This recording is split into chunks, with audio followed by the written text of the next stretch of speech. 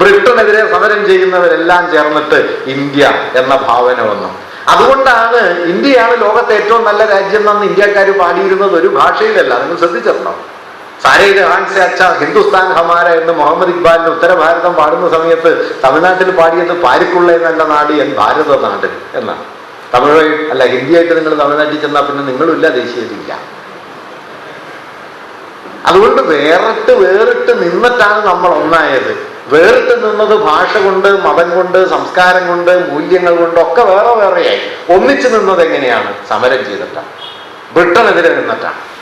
അതുകൊണ്ട് എക്സ്ക്ലൂസീവായ യൂറോപ്യൻ നാഷണലിസത്തിന്റെ ഒരു ആവർത്തനമല്ല. Post colonial ചിന്തകന്മാരൊക്കെ പറയുന്നത് പോലെ ഒരു ഡെറിവേറ്റീവ് ഡിസ്കോഴ്സ് ഒന്നുമല്ല. അവിടെ ഉണ്ടായിരുന്ന ദേശീയതയെ അതേപടി ഇവിടെ ആവർത്തിക്കുന്ന ഏർപ്പാടല്ല ഇന്ത്യൻ ദേശീയത.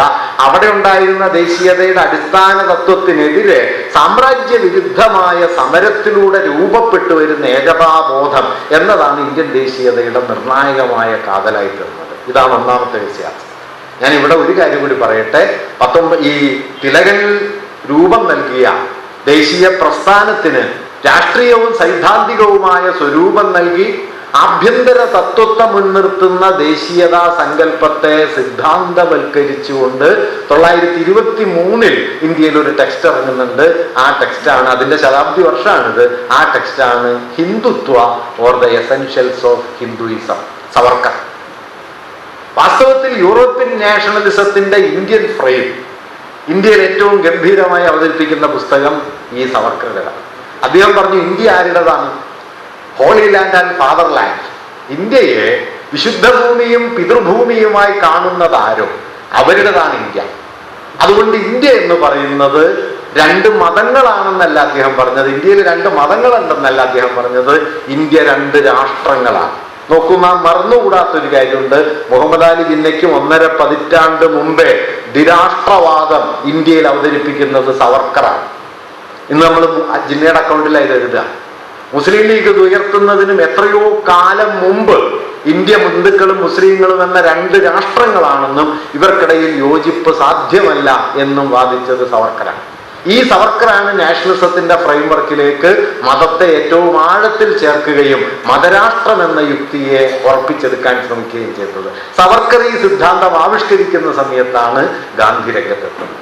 വാസ്തവത്തിൽ ഗാന്ധിയുടെ ശത്രുപക്ഷം ഏതെന്ന് ചോദിച്ചാൽ കൊലപാതകത്തിനുള്ള ഗൂഢാലോചനയിൽ പങ്കാളിയായി എന്നുള്ളത് കൊണ്ട് മാത്രമൊന്നുമല്ല, മറിച്ച് ഗാന്ധിയുടെ വിപരീതത്തിന്റെ പേരാണ് സവർക്കർ എന്ന്.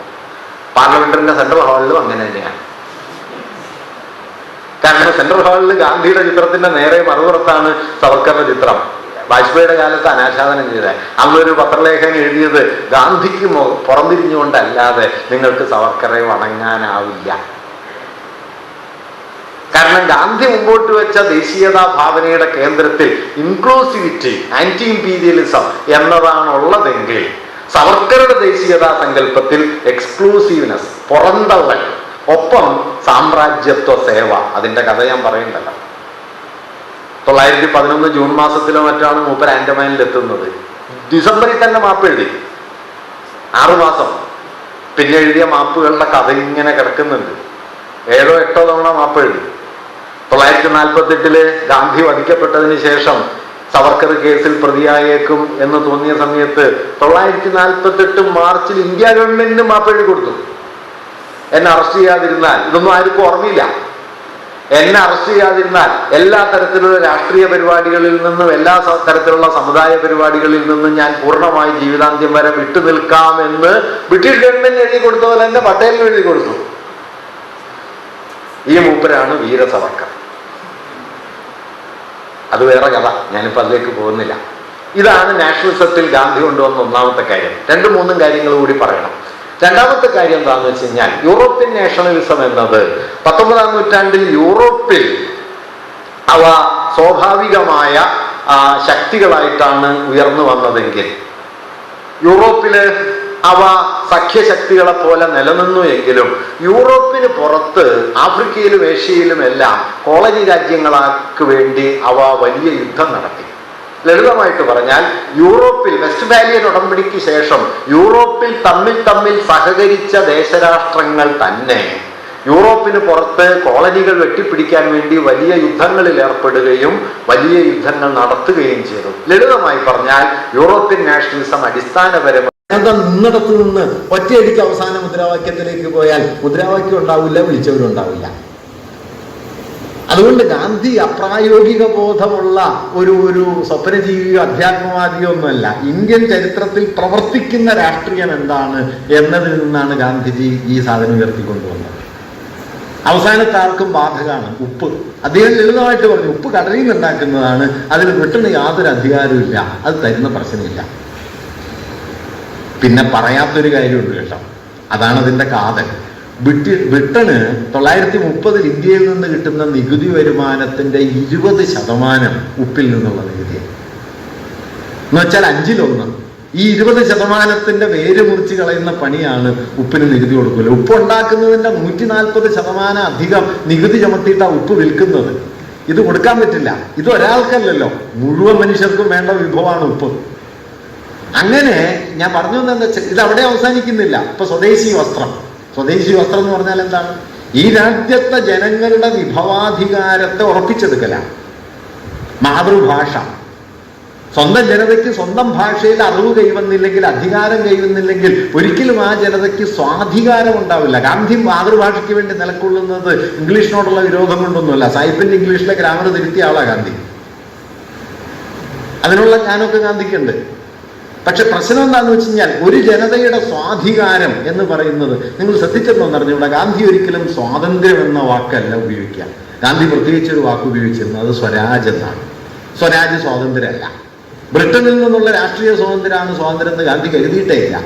മറിച്ച് സ്വരാജ് എന്ന് പറയുന്നതിൽ ഒരു ജനതയുടെ സാമ്പത്തികവും സാംസ്കാരികവും രാഷ്ട്രീയവും ആയ സ്വാതന്ത്ര്യത്തിന്റെ പുതിയൊരു പ്രതലം അദ്ദേഹം കാണുന്നുണ്ട്. അതുകൊണ്ട് ബ്രിട്ടന്റെ മാതൃകയിൽ ബ്രിട്ടനെ പോലൊരു സ്വന്തം രാജ്യമായിട്ട് ഇന്ത്യ മാറണമെന്ന് മൂപ്പർക്ക് ആഗ്രഹമേ ഇല്ല. ഗാന്ധി ഒരു ഘട്ടത്തിൽ പറയുന്നുണ്ട്, 3 കോടി ജനങ്ങളുള്ള ഒരു ചെറിയ ദ്വീപരാഷ്ട്രം ലോകത്ത് ഇത്രയും വിനാശങ്ങൾ ഉണ്ടാക്കിയെങ്കിൽ 30 കോടി ജനങ്ങളുള്ള ഇന്ത്യ, അന്നത്തെ കണക്കിലാണ് 30 കോടി ജനങ്ങളുള്ള ഇന്ത്യ ആ നിലവാരത്തിലെത്തിയാൽ ലോകം ബാക്കിയുണ്ടാവില്ല. അതുകൊണ്ട് ബ്രിട്ടനെ പോലെയുള്ള ഒരു രാജ്യമായി ഇന്ത്യ മാറണം എന്നതിനോട് ഗാന്ധി സമ്പൂർണമായിട്ടും എതിരാണ്. ആ എതിർപ്പ് ഇന്ന് ഈ യുക്തിവാദികളും മറ്റും പറഞ്ഞു നടക്കണ പോലെ ഗാന്ധിയുടെ അധ്യാത്മത്തിന്റെ ഒന്നും ബലമല്ല.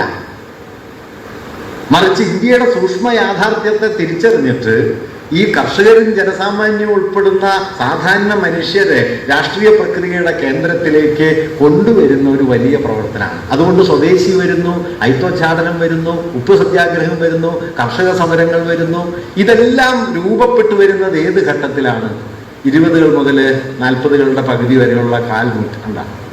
ഈ കാൽനൂറ്റാണ്ടിലാണ് വാസ്തവത്തിൽ നമ്മുടെ ദേശീയത അടിസ്ഥാനപരമായ സാമൂഹിക പ്രശ്നങ്ങളിലേക്ക്, ജനങ്ങളുടെ ജീവിതത്തിന്റെ ഭൗതിക ആധാരങ്ങളിലേക്ക് കടക്കുകയും അതുവരെ ദേശീയതയുടെ ആധാരമായിരുന്ന മതസ്വത്വത്തെ, സാംസ്കാരിക മൂല്യങ്ങളെ ഒക്കെ മറികടന്ന് ജനകീയമായ ഒരു സാമൂഹ്യ അടിസ്ഥാനം കൈവരിക്കുകയും ചെയ്തത്. ഞാൻ ഒറ്റ വാക്യത്തിൽ സംഗ്രഹിച്ച് പറയാം, നമ്മുടെ കാലത്തിന് ഇണങ്ങുന്ന നിലയിൽ കൂടി പറയാം. അതുവരെ മതാധിഷ്ഠിതമായിരുന്ന ദേശീയതാ സങ്കല്പത്തെ മതനിരപേക്ഷമായ ജനാധിപത്യ ദേശീയതയിലേക്ക് പരിണമിപ്പിക്കുന്നതിൻ്റെ നിർണായക കേന്ദ്രമായിരുന്നു ഗാന്ധിജി എന്നത്. 2 മാറ്റങ്ങൾ ഗാന്ധിയുടെ ദേശീയതാ സങ്കല്പത്തിലുണ്ട്. ഒന്ന്, മതത്തിൽ നിന്ന് ഗാന്ധിജി മതനിരപേക്ഷതയിലേക്ക് രാജ്യത്തിന്റെ ദേശീയതാ ഭാവനയെ കൊണ്ടുപോയി. അത് യൂറോപ്യൻ സെക്യുലറിസത്തിന്റെ പാറ്റേണിലല്ല കേട്ടോ. ഞാൻ ഈ മതനിരപേക്ഷത എന്ന് പറയുമ്പോൾ ഗാന്ധി ആവർത്തിച്ച സെക്യുലറിസം യൂറോപ്യൻ സെക്യുലറിസത്തിന്റെ ഒരു ആവർത്തനാണെന്നൊന്നും ധരിക്കരുത്. ഗാന്ധി അതിന് തീർത്തും എതിരായിരുന്നു. അത് നേരം കിട്ടുകയാണെങ്കിൽ ഞാൻ പറയാം. ഗാന്ധിയുടെ ദേശീയതാ സങ്കല്പം തീർത്തും വ്യത്യസ്തമായിരുന്നു. മതനിരപേക്ഷതാ സങ്കല്പം പക്ഷെ ഫണ്ടമെന്റലി മതനിരപേക്ഷമായിരുന്നു. അത് മതങ്ങളെല്ലാം തുല്യമാണ് എന്ന തത്വം നാട്ടുകാരെ പറഞ്ഞു പഠിപ്പിച്ചതുകൊണ്ട് മാത്രമല്ല, മറിച്ച് മതാതീതമായി മനുഷ്യരിൽ പ്രവർത്തിക്കുന്ന അടിസ്ഥാന മൂല്യങ്ങളെ ദേശീയതയുടെ കേന്ദ്രത്തിലേക്ക് കൊണ്ടുവന്നിട്ടാണ്. അതാണ് ഞാൻ കൃഷി എന്ന് പറഞ്ഞത്. അങ്ങനെ 1920 മുതൽ 45 വരെയുള്ള ഒരു ഘട്ടത്തിൽ നോക്കിയാൽ നിങ്ങൾ കാണുന്നത് തൊഴിലാളികൾ ഉയർന്നു വരുന്നു, കർഷകർ ഉയർന്നു വരുന്നു, സ്ത്രീകളുടെ പ്രസ്ഥാനങ്ങൾ വരുന്നു, വിദ്യാർത്ഥി പ്രസ്ഥാനം വരുന്നു, യുവജന പ്രസ്ഥാനങ്ങൾ വരുന്നു, ട്രേഡ് യൂണിയനുകൾ വരുന്നു. ഇവരെല്ലാം ചേർന്ന ഒരു ആന്റി ഇംപീരിയൽ മുന്നണി രൂപപ്പെടുന്നു. എന്താണ് ഗാന്ധിയൻ ദേശീയതയുടെ മൗലികമായ 3 അടിസ്ഥാനങ്ങൾ? 3 അടിസ്ഥാനങ്ങൾ പറയാം. ഒന്ന്, അത് അടിമുടി സാമ്രാജ്യത്വ വിരുദ്ധമാണ്.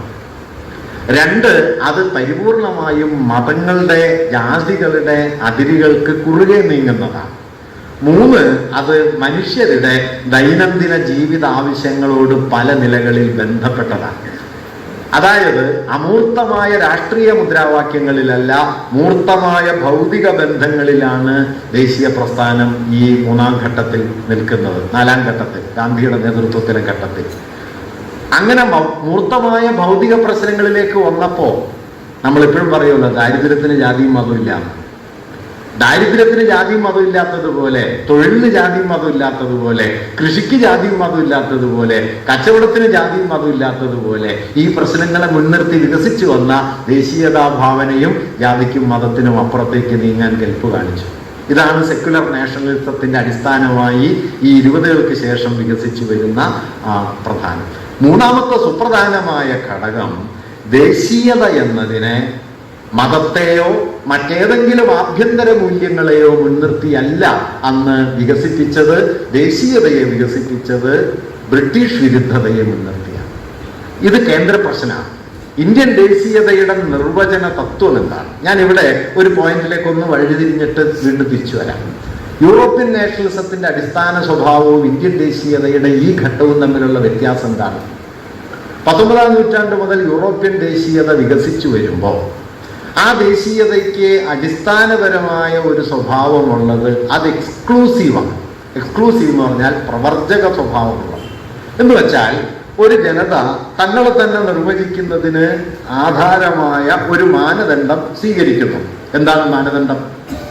മിക്കവാറും ഭാഷയാണ്, ചിലയിടങ്ങളിൽ മതമാണ്, ചിലയിടങ്ങളിൽ വംശസിദ്ധാന്തമാണ്, അങ്ങനെ എന്തെങ്കിലും ഏതുമാകട്ടെ.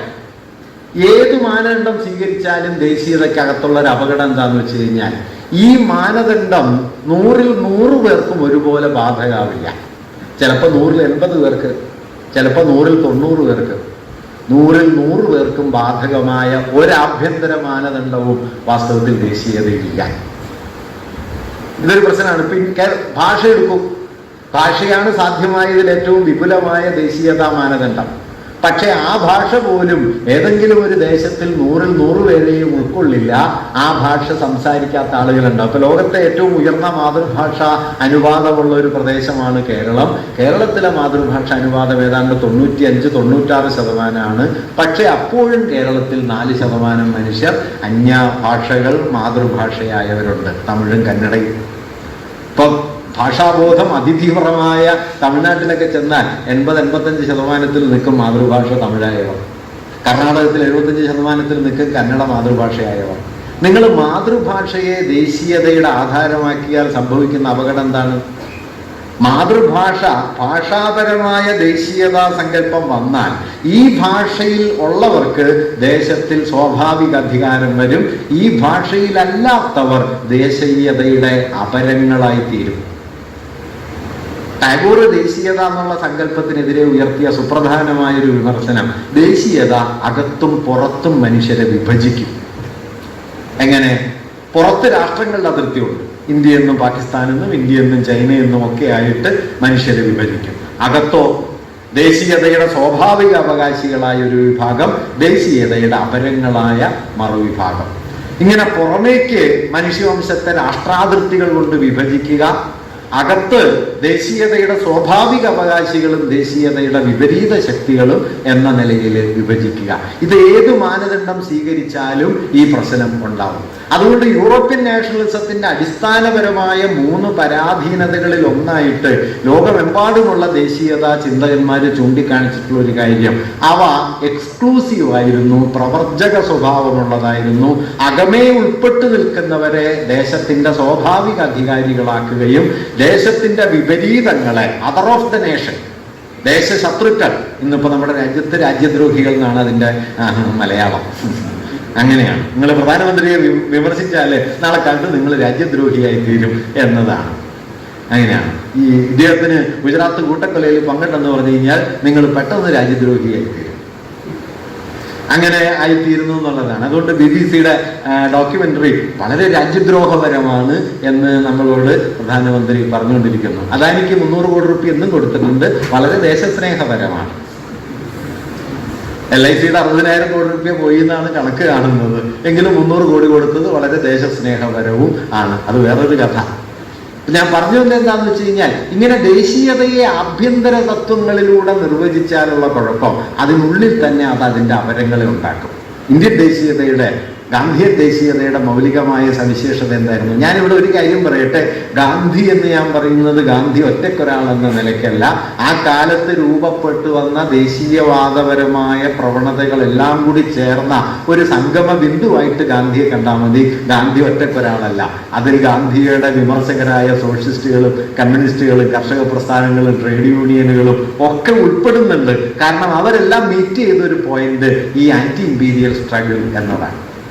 നിലയിൽ 1920-കൾ വരെ നിലനിന്നു വന്ന ഈ യൂറോപ്യൻ നാഷണലിസത്തിന്റെ തന്നെ അനുകരണമായിരുന്ന മതാധിഷ്ഠിതമായ ശാക്തികമായ അന്യരാജ്യങ്ങളെ വിഴുങ്ങാൻ കെൽപ്പുള്ള, അകത്ത് അപരങ്ങളെ സൃഷ്ടിക്കുന്ന ഒരു യൂറോപ്യൻ ദേശരാഷ്ട്ര ഭാവനയുടെ ആവർത്തനമായ ദേശീയതാ സങ്കല്പത്തെ വഴിതിരിച്ചു വിട്ട് ദേശീയതയ്ക്ക് പുതിയൊരു പ്രകാരം നൽകുന്നതിൻ്റെ കേന്ദ്രമായി നിലക്കൊണ്ടതാണ് ഗാന്ധി എന്നൊരാൾ. അതാണ് ഗാന്ധിയുടെ ഇന്ത്യൻ നാഷണലിസത്തിന്റെ മൗലികമായ ഒരു പ്രാധാന്യം. അത് ഇൻക്ലൂസീവായി തീർന്നു, അവസാനത്തെ ആളെയും പരിഗണിക്കുന്ന ഒന്നായി തീർന്നു എന്ന് പറയാം. അതുകൊണ്ട് ഗാന്ധിയുടെ നേതൃത്വത്തിലുള്ള ദേശീയതാ സങ്കല്പത്തെ 2-3 കാര്യങ്ങളിൽ നമ്മൾ ചുരുക്കി പറഞ്ഞാൽ, ഒന്ന്, സാമ്പത്തിക ആവശ്യങ്ങളിലെ സാമ്പത്തിക കാരണങ്ങളുമായി ദേശീയതയെ ബന്ധപ്പെടുത്തി അതിന് ജനകീയ വ്യാപ്തി നൽകി.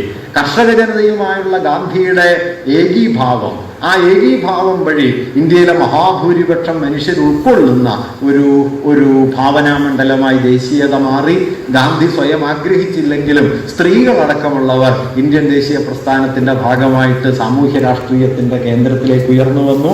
ഒപ്പം തന്നെ യുവാക്കളും ട്രേഡ് യൂണിയനുകളും വിദ്യാർത്ഥികളും യുവജനങ്ങളും അടക്കമുള്ള വ്യത്യസ്ത സാമൂഹ്യ വിഭാഗങ്ങൾ, ആ വിഭാഗങ്ങൾ ശ്രദ്ധിച്ചാൽ നിങ്ങൾക്ക് ഞാൻ നേരത്തെ പറഞ്ഞത് വ്യക്തമാകും. ഇതൊന്നും മതാധിഷ്ഠിതമായ സാമൂഹ്യ വിഭാഗങ്ങളല്ല, പ്രാദേശിക ദേശീയ വിഭാഗങ്ങളല്ല, മറിച്ച് അത് മതനിരപേക്ഷമായ ആധുനിക നിർവാഹകത്വം, ഒരു മോഡേൺ പൊളിറ്റിക്കൽ ഏജൻസി ഇന്ത്യൻ ദേശീയതയിൽ ഉയർന്നു വരുന്നു. ഇങ്ങനെ തികച്ചും രാഷ്ട്രീയമായ ഒരു പുനർവിഭാവനത്തിന്റെ കേന്ദ്രമായി നിലകൊള്ളാൻ കഴിഞ്ഞു എന്നതാണ് ഗാന്ധിജി ഇന്ത്യൻ ദേശീയതയിൽ കൊണ്ടുവന്ന ഏറ്റവും നിർണായകമായ മാറ്റം എന്ന് പറയുന്നത്. ഒരുപക്ഷെ അതുകൊണ്ടാണ് ഇവിടെ ഒരു കാര്യം കൂടി ഞാൻ ഓർപ്പിക്കട്ടെ. ഈ ഗാന്ധിയുടെ സാമ്രാജ്യവിരുദ്ധമായ, മതനിരപേക്ഷമായ, ജനാധിപത്യനിഷ്ഠമായ, സമത്വാധിഷ്ഠിതമായ ദേശീയ ഭാവനയോട് ഹിന്ദുത്വം എന്ത് നിലപാടാണ് എടുത്തത് എന്നതുകൂടി ഇവിടെ ഓർക്കണം. ഹിന്ദുത്വം ഈ ദേശീയ ഭാവനയോട് എടുത്ത നിലപാട് സമ്പൂർണമായി ഈ ദേശീയതയെ അകമേ തകർക്കുക എന്നതായിരുന്നു. അത് ബ്രിട്ടീഷുകാരോട് സഹകരിച്ചുകൊണ്ട് നടത്തിയ ഒത്തുതീർപ്പുകളുണ്ട്, ദേശീയ പ്രസ്ഥാനത്തെ മതാത്മകമായി വിഭജിക്കാൻ നടത്തിയ ശ്രമമുണ്ട്, ഏറ്റവും ഒടുവിൽ ഗാന്ധിയുടെ വധം വരെ ഉണ്ട്. 48 ജനുവരി 30 ഗാന്ധി കൊല്ലപ്പെടുന്നത് ഗോഡ്സെയുടെ ഒരാളുടെ തലയിൽ ഉദിച്ച ചെറിയ ഒരു കുബുദ്ധി കൊണ്ടൊന്നും അല്ല. ഇന്ത്യയിലെ ഹിന്ദുത്വത്തിന്റെ രാഷ്ട്രീയ വീക്ഷണത്തിന്റെ അവസാനത്തെ ഒരു ആവിഷ്കാരമായിരുന്നു ഈ ഗാന്ധി വധം എന്നത്. അത് ഒറ്റക്കൊരാളൊന്നുമല്ല കേട്ടോ. ഇന്നലെ അശോകൻ ചെരുവിൽ അത് സാന്ദർഭികമായി സൂചിപ്പിക്കുകയുണ്ടായി. വാസ്തവത്തിൽ ഗോഡ്സെ എന്ന് പറയുന്നത് ഇന്ത്യയിലെ ഹിന്ദുത്വം വികസിപ്പിച്ചെടുത്ത വലിയൊരു ജനതയുടെ, വലിയൊരു ജനവിഭാഗത്തിന്റെ പിന്തുണയെ മുഴുവൻ കൺസോളിഡേറ്റ് ചെയ്ത ഒരാളായിരുന്നു. ഗോഡ്സെയുടെ വാസ്തവത്തിലുള്ള പ്രതീക്ഷ ഗാന്ധി വധത്തിന് ശേഷം താനൊരു ദേശീയ നേതാവിന്റെ പദവിയിലേക്ക് ഉയരും എന്നായിരുന്നു. സംഭവിച്ചത് തിരിച്ചാണ്. അതിന്റെ കുറച്ച് കാര്യങ്ങൾ ഞാൻ നാളെ പറയാം. എന്തായാലും ഇങ്ങനെ ഇന്ത്യയിലെ ഹിന്ദുത്വം എന്ന് പറയുന്നത്, ഞാൻ ഇവിടെ അതുകൂടി പറയാൻ ആഗ്രഹിക്കുന്നു, 20-കൾ മുതൽ 45 വരെ വികസിച്ചു വന്ന മതനിരപേക്ഷവും ജനാധിപത്യപരവും ജനകീയവുമായ സമത്വഭാവനയെ മുമ്പോട്ട് വയ്ക്കുന്ന ദേശീയതാ സങ്കല്പത്തിന്റെ വിപരീത ശക്തിയാണ് ഹിന്ദുത്വം. അതുകൊണ്ട് ഹിന്ദുത്വത്തെ കുറിച്ച് ദേശീയതയുമായി ബന്ധിപ്പിച്ച് നിങ്ങൾക്ക് എന്തെങ്കിലും പറയാൻ പറ്റുമെങ്കിൽ ഒറ്റ കാര്യമേ ഉള്ളൂ, അടിസ്ഥാനപരമായി ദേശവിരുദ്ധമായ ഒരാശയമാണ് ഹിന്ദുത്വം. ഹിന്ദുത്വത്തോളം ആ നിലയിൽ ദേശവിരുദ്ധമായ ഒന്ന് 20-ാം നൂറ്റാണ്ടിന്റെ ആദ്യ പകുതിയിൽ ഇന്ത്യയിൽ ഉണ്ടായിട്ടില്ല എന്നതാണ് യാഥാർത്ഥ്യം. ആ ദേശവിരുദ്ധതയുടെ അവസാനത്തെ ആവിഷ്കാരമാണ് ഗാന്ധിവധം. ആ വധത്തിലെ 7ാമത്തെ ഗൂഢാലോചനയിലെ പ്രതിയാണ് ഹിന്ദുത്വം എന്ന ഗ്രന്ഥം എഴുതിയ സവർക്കർ. ഗാന്ധിയെ കൊലപ്പെടുത്തുന്നതിന് മുമ്പ് ജനുവരി 14-നും ജനുവരി 17-നും ഗോഡ്സെയും നാരായണ ആപ്തെയും ദിഗംബർ ബഡ്ഗെയും ചേർന്ന് സവർക്കറെ കാണാൻ പോകുന്നുണ്ട്. 2 വട്ടവും അദ്ദേഹത്തെ കണ്ട് അനുവാദം വാങ്ങിയിട്ട് 2ാം വട്ടം വിജയാശംസകൾ കൂടി വാങ്ങിയിട്ടാണ് ഇവർ മടങ്ങി വരുന്നത്. മടക്കയാത്രയിൽ ആപ്തെ ഗോഡ്സെയോട് പറയുന്ന ഒരു കാര്യമുണ്ട്. ആപ്തെ പറയുന്നതായിട്ട് ദിഗംബർ ബഡ്ഗെ രേഖപ്പെടുത്തിയ കാര്യമുണ്ട്. ഗാന്ധിയുടെ 100 വർഷത്തെ ജീവിതം ഇതോടെ അവസാനിച്ചു. ഇങ്ങനെ സുനിശ്ചിതമായി ഗൂഢാലോചന, ഈ ഗൂഢാലോചന വെറും കുറ്റവാളികളുടെ ഗൂഢാലോചനയാണെന്നോ വെറുതെ ഒരു കുറ്റവാളികളുടെ ചില പ്രവർത്തനങ്ങളാണെന്നോ അല്ല മനസ്സിലാക്കേണ്ടത്. ഇന്ത്യൻ ദേശീയതയുടെ ഉള്ളിലുണ്ടായിരുന്ന മതാധിഷ്ഠിത രാഷ്ട്ര സങ്കല്പത്തിന്റെ അവസാനത്തെ ആവിഷ്കാരങ്ങളിൽ ഒന്നായിരുന്നു ആ ഘട്ടത്തിൽ ഗാന്ധിവധം. അത് അത്യന്തം ആസൂത്രിതമായിരുന്നു. 23-ൽ എഴുതപ്പെട്ട എസെൻഷ്യൽസ് ഓഫ് ഹിന്ദുയിസത്തിന്റെ ഒരു പൂർണ്ണ സാക്ഷാത്കാരത്തിന്റെ മുഹൂർത്തമാണ് വാസ്തവത്തിൽ 48 ജനുവരി 30. നാളെ 75 വർഷം തികയുന്നു. അതുകൊണ്ട് വാസ്തവത്തിൽ ഹിന്ദുത്വം എന്ന് പറയുന്നത് നമ്മുടെ ദേശീയ ഭാവനയുടെ വിപരീത രൂപമായി പ്രവർത്തിക്കുകയും ആ വിപരീത രൂപത്തെ അതിൻ്റെ പരമാവധിയിലേക്ക് കൊണ്ടുപോകാൻ അക്കാലത്ത് ബ്രിട്ടീഷുകാരുമായി ഐക്യപ്പെട്ടുകൊണ്ടും ദേശീയ പ്രസ്ഥാനത്തെ മതാധിഷ്ഠിതമായി വിഭജിച്ചുകൊണ്ടും മതവിദ്വേഷത്തെ രാജ്യത്തുടനീളം പടർത്തിക്കൊണ്ടും. ഒരു കാര്യം കൂടി ഞാൻ പറയാം. ഗാന്ധിയുടെ വധം ഇല്ലായിരുന്നു എങ്കിൽ സ്വതന്ത്ര ഇന്ത്യയിൽ ആദ്യത്തെ ഗവൺമെന്റ് എത്ര കാലം തുടർന്ന് നിലനിൽക്കുമായിരുന്നു എന്നത് വളരെ സംശയാസ്പദമാണ്. വാസ്തവത്തിൽ ഗാന്ധി തന്റെ ചോര കൊണ്ട് ഉറപ്പിച്ചെടുത്ത ഒന്നാണ് ഇന്ത്യയിൽ ആദ്യത്തെ ഭരണകൂടം. ആ ചോരയുടെ ബലത്തിലേക്ക് നിൽക്കില്ല. ആ ചോരയുടെ ബലത്തിലാണ്. അതൊന്നും ഇക്കാലം കഴിഞ്ഞ് തിരിഞ്ഞു നോക്കുമ്പോൾ നമുക്ക് മനസ്സിലാവില്ല. ആ ചോരയുടെ ബലത്തിലാണ് വാസ്തവത്തിൽ. നിങ്ങൾക്കറിയോ, ഗാന്ധിയുടെ പ്രാർത്ഥനാ യോഗങ്ങളിൽ 948 ജനുവരിയിൽ പല ദിവസങ്ങളിലും ഉള്ളത് 40-50 ആളുകളാണ്. അത്രയും ഗാന്ധി ജനപ്രിയത നഷ്ടപ്പെട്ട ഒരാളായിരുന്നു. അത്രയും ഡൽഹിയെ ഗാന്ധി 1947 സെപ്റ്റംബർ 9-ാം തീയതിയാണ് ഗാന്ധി ഡൽഹിയിൽ എത്തുന്നത്. ഗാന്ധി വിളിക്കുന്നത് സിറ്റി ഓഫ് ദ ഡെഡ് എന്നാണ്. മരിച്ചവരുടെ നഗരമായത് മാറിയിരിക്കുന്നു. ഗാന്ധി പഞ്ചാബിലേക്ക് പോകാൻ വന്നതാണ്. പക്ഷേ ഡൽഹിയെ വീണ്ടെടുക്കാതെ പഞ്ചാബിൽ പോയിട്ട് കാര്യമില്ല എന്ന് ഗാന്ധി തീരുമാനിച്ചു. അങ്ങനെയാണ് ഗാന്ധി ഡൽഹിയിൽ നിൽക്കുന്നത്. എൻ്റെ കുറച്ച് കാര്യം ഞാൻ നാളെ പറയാം. ആ രാജ്യത്തെ വീണ്ടെടുക്കുക എന്നുള്ളത് ചെയ്യാതെ വാസ്തവത്തിൽ ഈ രാഷ്ട്രത്തെ വീണ്ടെടുക്കാൻ കഴിയില്ല എന്ന് തിരിച്ചറിഞ്ഞിട്ടാണ് ഗാന്ധി സെപ്റ്റംബർ 13-ന് നിരാഹാരം ആരംഭിക്കുന്നത്. 5 ദിവസത്തെ നിരാഹാരം കൊണ്ട് ഡൽഹിയെ തിരിച്ചു പിടിക്കുന്നത്. ഗാന്ധി നിരാഹാരം കൊണ്ട് കലാപമില്ലാതാക്കിയ 2 നഗരങ്ങൾ ഇന്ത്യയിലുണ്ട്. ഒന്ന് കൽക്കട്ടയും ഒന്ന് ഡൽഹിയും. പിന്നെ കൽക്കട്ടയിലും ഡൽഹിയിലും വർഗീയ ലഹള ഉണ്ടായിട്ടില്ല. അതിൻ്റെ കഥയൊക്കെ അത്ഭുതകരമാണ്. അത് ഞാൻ പിന്നാലെ പറയാം. അപ്പൊ ഇങ്ങനെ ഒരു രാഷ്ട്രത്തെ തന്നെ നിർമ്മിച്ചെടുക്കുന്ന മട്ടിൽ ആ രാഷ്ട്രത്തിന്റെ അടിസ്ഥാന ദേശീയ ഭാവനയെ അതുവരെ ഉണ്ടായിരുന്ന മതാധിഷ്ഠിത ദേശീയതയിൽ നിന്ന് വഴിതിരിച്ചു വിടുന്ന വിട്ടിലുള്ള നിർണായകമായ ഇടപെടലായിരുന്നു വാസ്തവത്തിൽ ഗാന്ധിജി ഈ ഘട്ടത്തിൽ കൊണ്ടുവന്നത്. ഇതിന്റെ പകയാണ് ഗാന്ധിജിയോട് ഹിന്ദുത്വത്തിനുള്ളത്. അല്ലാതെ ദൈവം ഉണ്ടോ ഇല്ലയെന്ന് തർക്കിച്ചതിന്റെ പകയൊന്നുമല്ല. നോക്കൂ, വാസ്തവത്തിൽ ഹിന്ദുത്വത്തിന്റെ രാഷ്ട്രീയ ശത്രു ആ നിലയ്ക്കാരാണ്? നെഹ്റുവാണ്. കാരണം ദൈവവിശ്വാസമില്ലാത്ത, ആധുനികതയിൽ വിശ്വസിക്കുന്ന, ഇതുമായി പാരമ്പര്യത്തെ മാനിക്കാത്ത, എല്ലാ നിലയിലും ഇതിനെതിരെ നിൽക്കുന്ന ഒരാൾ നെഹ്റു ആണല്ലോ. നെഹ്റുവിനെ കൊല്ലുന്നില്ലല്ലോ. നെഹ്റുവിനോട് ഈ ഗോസിപ്പ് പറയുന്നല്ലാതെ നെഹ്റുവിനോട് ഈ ശത്രുതയില്ല. ശത്രുത ഗാന്ധിയോടാണ്. കാരണം ഗാന്ധി ഇവരുടെ രാഷ്ട്രീയ യുക്തിയെ അതിനുള്ളിൽ ചെന്ന് യുദ്ധം ചെയ്ത് ഒപ്പിച്ചാണ്. നെഹ്റു അതിൻ്റെ അകത്ത് കയറിയിട്ടല്ല യുദ്ധം ചെയ്തത്. നെഹ്റു പുറത്തുനിന്ന് സെക്യുലറിസം പറയുകയായിരുന്നു. ഗാന്ധി പറഞ്ഞു ഇതല്ല രാമൻ, ഇതല്ല ദൈവം, ഇതല്ല രാഷ്ട്രം എന്ന് പറയുക മാത്രമല്ല ഇന്ത്യയിലെ മഹാഭൂരിപക്ഷം മനുഷ്യരെയും അതിലേക്ക് കൂട്ടിയിണക്കുകയും ചെയ്തു. അതിൻ്റെ പകയാണ്, ആ പകയാണ് ഗാന്ധിവധമായി തീർന്നത്. അതുകൊണ്ട് ഇന്ത്യൻ ദേശീയത എന്ന് പറയുന്നത് ഒരു പൊളിറ്റിക്കൽ സയൻസിലെ ടെർമിനോളജിയാണെന്നൊന്നും തെറ്റിദ്ധരിക്കരുത്. ഈ രാഷ്ട്രത്തെ രൂപപ്പെടുത്തി ഈ രാജ്യം ഈ രാജ്യത്തെ ജനങ്ങളുടേതാണ് എന്ന് വരുത്തി അതാണ് ഭരണഘടനയായി തീർന്നത്. We the people of India എന്നത്. ഒരു കാര്യം കൂടി പറഞ്ഞ് ഞാൻ അവസാനിപ്പിക്കാം. അത് ഗാന്ധിക്ക് മുമ്പുണ്ടായിരുന്ന ഇന്ത്യൻ ദേശീയതയുടെ 3 അടിസ്ഥാന ധാരകളെ എങ്ങനെയാണ് ഗാന്ധി തൻ്റെ വിചാരമണ്ഡലത്തിൽ മറികടന്നത് എന്നതിനെ കുറിച്ചുള്ള ചില ആശയങ്ങളാണ്. ഗാന്ധിയുടെ വിചാരമണ്ഡലം രൂപപ്പെടുന്നതിന് മുമ്പ് ഇന്ത്യൻ ദേശീയതയ്ക്കകത്ത് 3 ധാരകളുണ്ട്. ഒന്ന്, ബ്രിട്ടീഷ് വിരുദ്ധമായ ദേശീയ ഭാവനയെ സാമ്പത്തികമായിട്ടും രാഷ്ട്രീയമായിട്ടും സാംസ്കാരികമായിട്ടും വിമർശന വിധേയമാക്കിക്കൊണ്ട്, അതാ കോളനീകരണത്തെ സാമ്പത്തികമായിട്ടും രാഷ്ട്രീയമായിട്ടും സാംസ്കാരികമായിട്ടും വിമർശന വിധേയമാക്കിക്കൊണ്ട് ബദൽ ദേശീയതയെ അവതരിപ്പിക്കാനുള്ള 3 വ്യത്യസ്ത ധാരകളാണ് ഗാന്ധിക്ക് മുമ്പ് ഇന്ത്യയിലുള്ളത്. അതിൽ ദാദാഭായ് നവറോജി, സുരേന്ദ്രനാഥ ബാനർജി, ഗോപാലകൃഷ്ണ ഗോഖലെ തുടങ്ങിയവരെല്ലാമാണ് ഇന്ത്യയെ കോളനി ഭരണം വലിയ തോതിൽ കൊള്ളയടിക്കുകയും ഇന്ത്യയെ കൊള്ള ചെയ്ത സമ്പത്ത് കൊണ്ടാണ് ബ്രിട്ടൻ നിലനിൽക്കുന്നത് എന്ന് വാദിക്കുകയും ബ്രിട്ടീഷ് ഭരണം അടിസ്ഥാനപരമായി സാമ്പത്തിക ചൂഷണത്തിൻ്റെതാണ് എന്ന് കരുതുകയും ചെയ്യുന്ന ഒരു നിലപാട്. അതുകൊണ്ട് അവർ കരുതിയത് ബ്രിട്ടൻ ഇന്ത്യയെ കൊള്ളയടിക്കുന്നു, എക്കണോമിക്കലി കൊള്ളയടിക്കുന്നു എന്നുള്ളതാണ് അടിസ്ഥാന പ്രശ്നം. ബ്രിട്ടൻ കൊണ്ടുവന്ന ആധുനിക ജനാധിപത്യ സംവിധാനങ്ങൾ നല്ലതാണ്, പൊളിറ്റിക്കലായ ഇൻസ്റ്റിറ്റ്യൂഷൻസ് നല്ലതാണ്, വിദ്യാഭ്യാസം നല്ലതാണ്, പക്ഷേ ഈ സാമ്പത്തിക കൊള്ള കൊണ്ട് ബ്രിട്ടൻ വെറും കൊള്ളക്കാരായി തീർന്നു. ഇതാണ് ഒരു എക്കണോമിക് ആയിട്ടുള്ള ഒരു നാഷണലിസ്റ്റ് യോജിക്കായിട്ട് ഈ സുരേന്ദ്രനാഥ ബാനർജിയോ ദാദാഭായ് നവറോജിയോ ഒക്കെ ഉയർത്തുന്നത്, ഗോഖലെയൊക്കെ ഉയർത്തുന്നത്. ഇതാണ് ഒരു ധാര, ഒരു സാമ്പത്തിക യുക്തിയിൽ അധിഷ്ഠിതമായ ദേശീയത സങ്കല്പവും കോളനി ഭരണ വിമർശനവും. രണ്ടാമത്തേത് സ്വദേശി പ്രസ്ഥാനത്തിന്റെ കാലത്ത് അനുശീലൻ സമിതി അടക്കമുള്ള ആളുകൾ ഉയർത്തിക്കൊണ്ടുവന്ന രാഷ്ട്രീയമായ വിമർശനമാണ്. അവർ കരുതിയത് ബ്രിട്ടനെ പോലെ സ്വാധികാരവും സ്വയംഭരണാധികാരവുമുള്ള ഒരു ജനതയാണ് ഇന്ത്യ.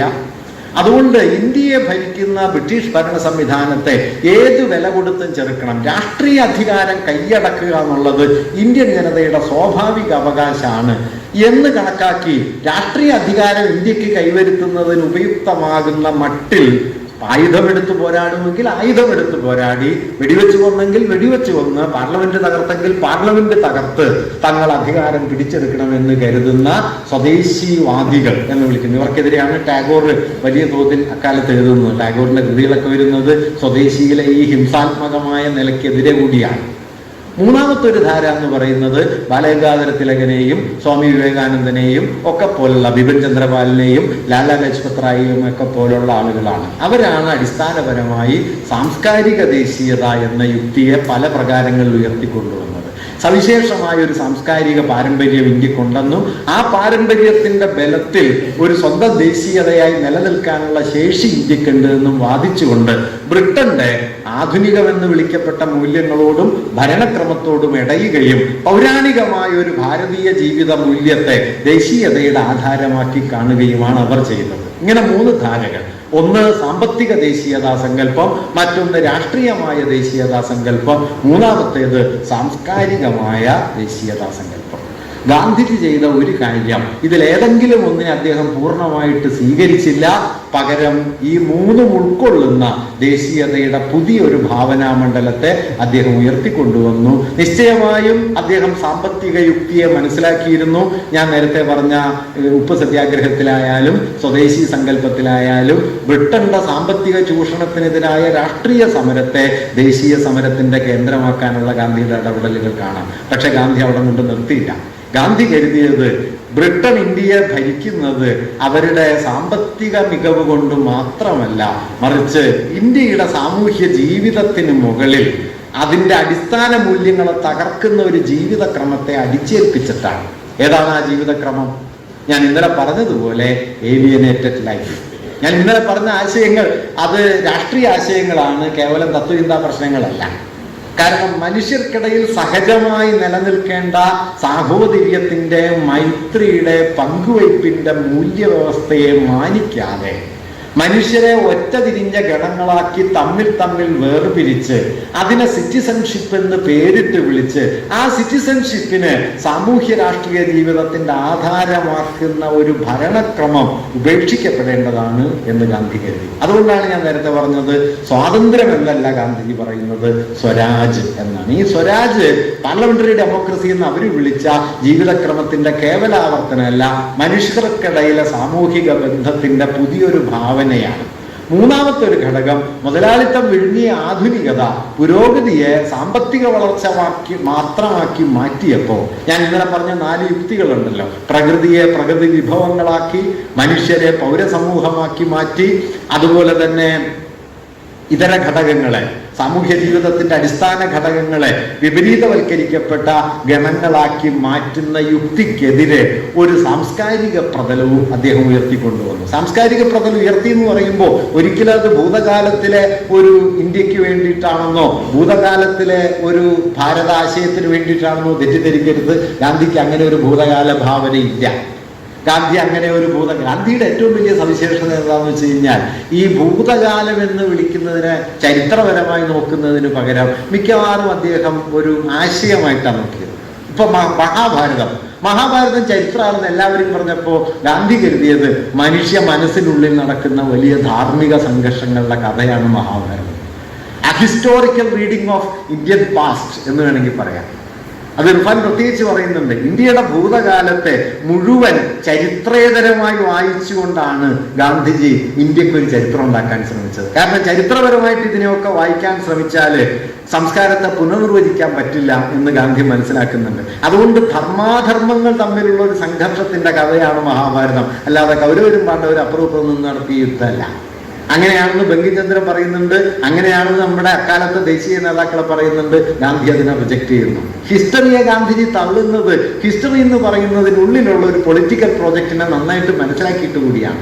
മറിച്ചൊരു കൗണ്ടർ കൾച്ചർ ഉണ്ടാക്കാൻ പറ്റുമോ എന്ന് അദ്ദേഹം ശ്രമിക്കുന്നു. ഇങ്ങനെ സാമ്പത്തികവും രാഷ്ട്രീയവും സാംസ്കാരികവുമായ ഉള്ളടക്കം ദേശീയതക്ക് നൽകാൻ ശ്രമിക്കുകയും അതേസമയം തന്നെ അക്കാലത്ത് രൂപപ്പെട്ടു വന്ന ഹൈന്ദവമായ സംസ്കാര പാരമ്പര്യത്തെ, സാമ്പത്തികമായ ദേശീയതാ യുക്തിയെ, ഭീകരവാദപരമായൊക്കെ അവതരിപ്പിക്കപ്പെട്ട രാഷ്ട്രീയ സ്വാതന്ത്ര്യ സങ്കല്പത്തെ നിരസിക്കുകയും ചെയ്തുകൊണ്ടാണ് ദേശീയതയുടെ പുതിയൊരു വിഭാവന മണ്ഡലം ഗാന്ധിജി രൂപപ്പെടുത്തുകയും ചെയ്തത്.